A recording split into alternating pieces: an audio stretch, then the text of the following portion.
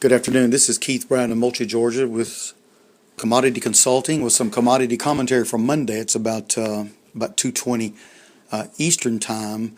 In the cotton market today, of course, we started out without July cotton. July cotton expired last week and went off about right at 8,400.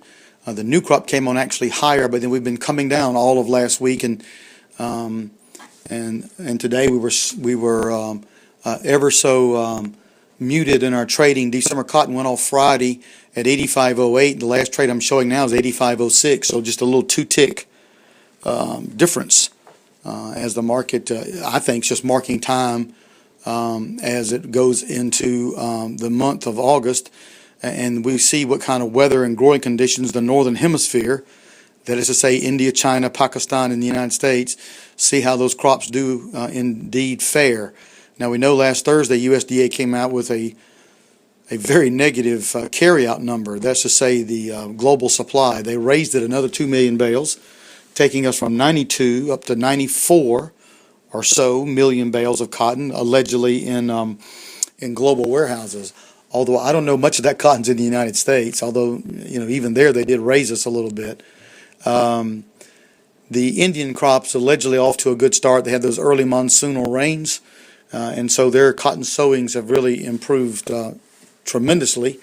And all that leads me to think, why doesn't cotton break? And I can't give you good reason for that. I guess, again, it's just marking time.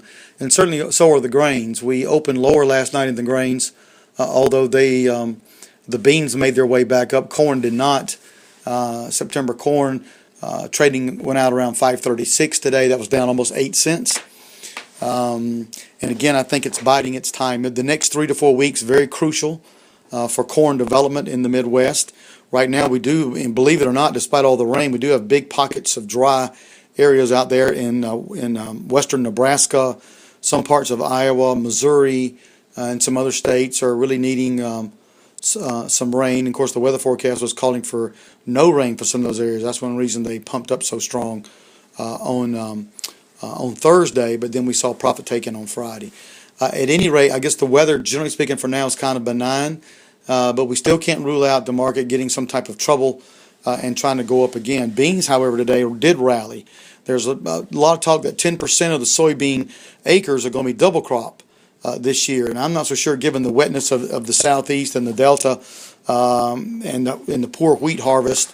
I don't know, in the wheat belt, I'm not so sure we're going to be able to have that many double crop beans. So wheat today also took another plunge following corn. So let's see what happens. Give us a call, 1-800-910-1910. Thanks for listening.